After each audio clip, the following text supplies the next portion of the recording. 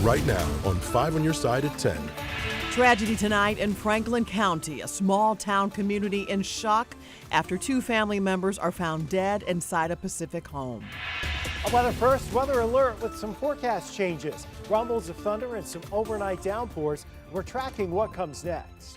And she got her start on the hardwood in Edwardsville. Now she's an ace in Vegas. I'm just Kate. I'm just the, kid who had a dream to play at Iowa and lived that out. How her fast break into the big leagues is inspiring the next generation of girls.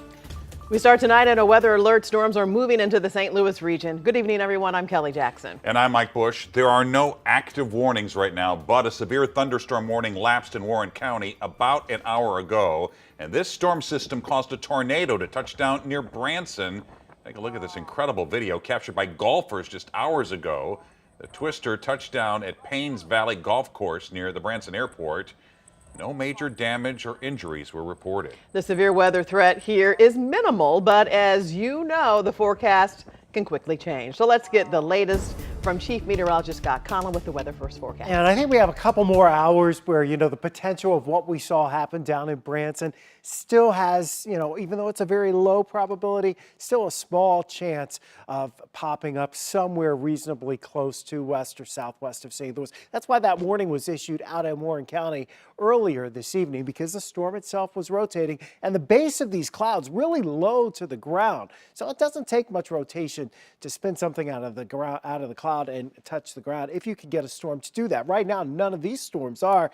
They are producing some heavy rain, and so that area back into far southwestern Montgomery County and then heading into parts of mid-Missouri, that's under a flash flood warning. We haven't reached that criteria anywhere close to St. Louis yet. In fact, most of the rain's to the north and west of us. This big upper level system, it's going to spin through the region. As it does so, the next round of showers and thunderstorms across south central and southeast Missouri may impact our southeastern counties during the wee hours tomorrow morning. But again, it's unlikely there would be much of a severe weather threat with that at all. There's just not a very strong wind field to begin with, but we are looking at showers and some rumbles of thunder in there, some downpours for sure, and that storm strength, it's limited. We'll see in a few minutes. We'll talk more about the rest of the week, because today and tomorrow, not the only chances for rain this week.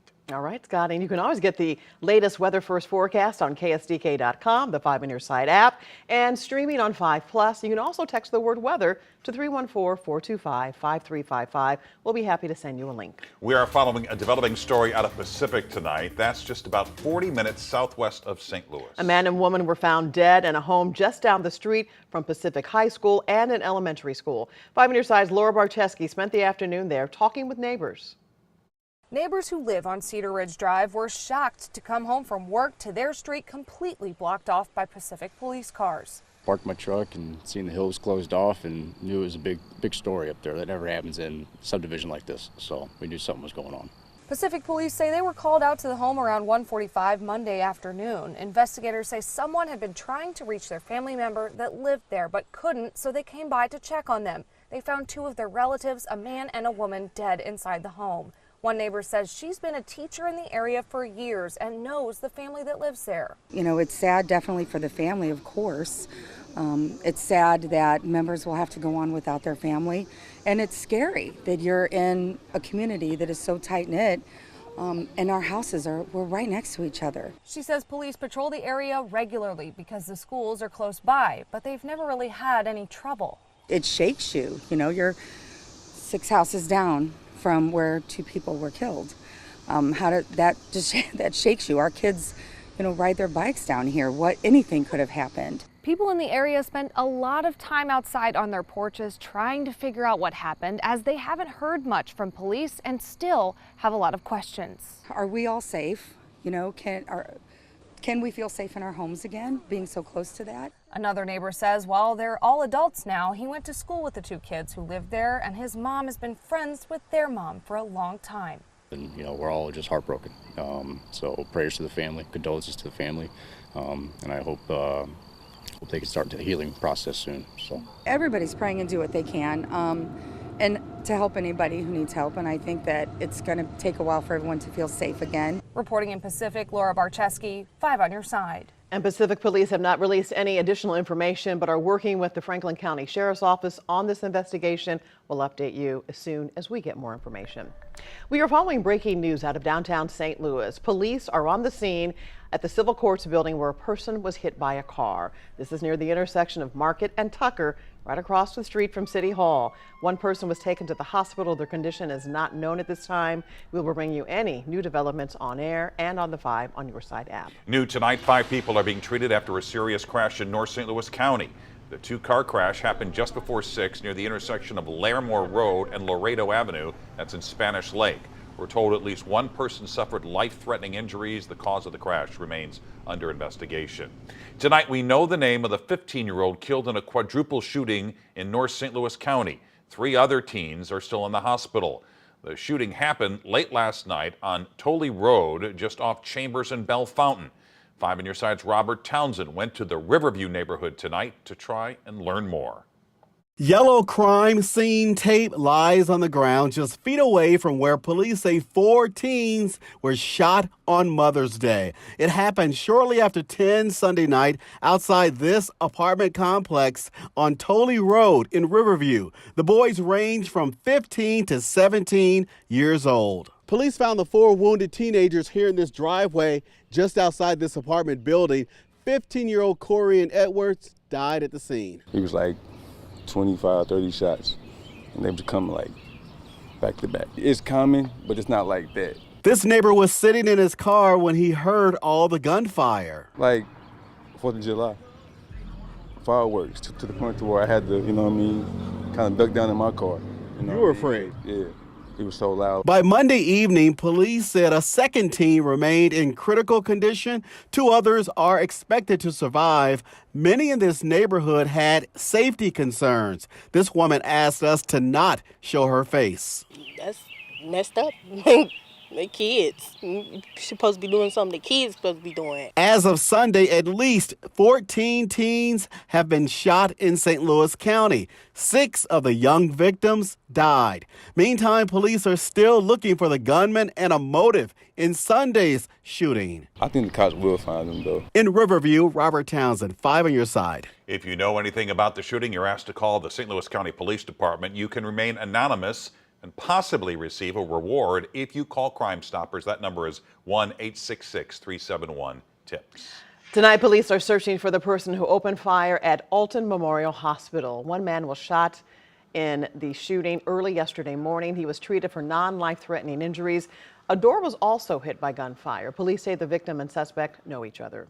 And tonight, St. Louis police continue to investigate a gun battle in a busy area of the Central West End. Here is surveillance video of last Tuesday's shootout outside the Qdoba and Wingstop on Lindell. 2 men, ages 21 and 22, later showed up to the hospital with gunshot wounds. Investigators say the gunfire stemmed from an argument involving 2 other men. If you know anything about this shooting, you're asked to call Crime Stoppers. You will remain anonymous.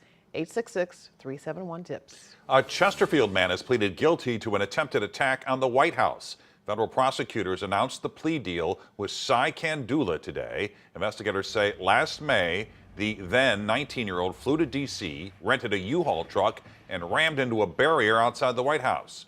Kandula then got out and waved a banner with a swastika on it. He faces up to 10 years in prison when he's sentenced next month. A St. Louis County man will be sentenced next week for his role in a hazing incident at a Mizzou fraternity. Ryan Delante pleaded guilty to a misdemeanor. The charges stem from a party at the Phi Gamma Delta fraternity in October 2021.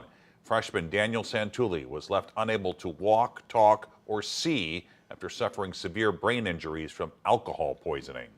We will not stop, we will not rest, it's closed. Divest. Some commotion outside Washington University's commencement ceremony this morning. Pro-Palestinian protesters gathered outside Francis Olympic Field, voicing their opposition to the university's relationship with Boeing over its connection to Israel. There were no arrests. Inside, 3,400 grads took part. Actress Jennifer Coolidge delivered the commencement speech and touched on the protest at schools across the country. There is war and famine spreading across the world. There are, as you know, protests on campuses across the world. And toward the end, a small group of students stood up and yelled. Others walked out as Chancellor Andrew Martin took the lectern. The WNBA season tips off this week, and rookies like Caitlin Clark and Angel Reese are bringing new energy to the league and to women's professional sports. You can add Edwardsville standout Kate Martin to that list. Annie Krall has more on the newest member of the Las Vegas Aces. With only 12 teams and a maximum of 144 roster spots, the WNBA is one of the hardest leagues to make. And about a month ago, Kate Martin wasn't even sure she'd be drafted at all, but she'll be on the opening day roster tomorrow night. They don't take very many. It's tough. But Kate Martin did it, continuing to brighten the spotlight on women's basketball after record-breaking numbers of viewers during the Women's March Madness tournament. I would never call myself a sports celebrity, and I never will, even if I was the most famous person in the world. My brain doesn't wrap around that. I'm just myself. I'm just Kate. I'm just the, kid who had a dream to play at Iowa and lived that out. And I'm just, a daughter, a sister, a friend, a teammate. Former teammates with Caitlin Clark, also making her WNBA regular season debut Tuesday. Both players now inspiring the next generation at Martin's alma mater, Edwardsville High School. It's just so fun to watch them because it kind of just shows the power of women's sports and what they can really bring into the game. They brought so much hype to the game and all these viewers, and it shows that women can do so much. And Martin's autograph is ready for it. Well, when Kate was little, she used to say, when I'm famous, people are going to see my name in their house. So sure enough, our friends who live in our house down in Edwardsville open the drawer, and there's Kate's name hidden way back in the corner of Clark was the #1 draft pick. Martin was drafted in the 2nd round. We had heard maybe Indiana would take Kate the 3rd round. That was our best hope for the draft. Obviously, that didn't happen. But as more people watch this season, it may mean bigger returns, as early 2000s WNBA player, now Aces GM, Natalie Williams said. Just to get the excitement around women's basketball that we have now, we had a good crowd when I played, but it's just amazing. And it's wonderful for these young athletes to get this. This is what they deserve. I'm sure in the future, the financial part will come along with it. It's going to be a big week, and again, the Aces kick off their season tomorrow night in Vegas, where they will take on the Phoenix Mercury.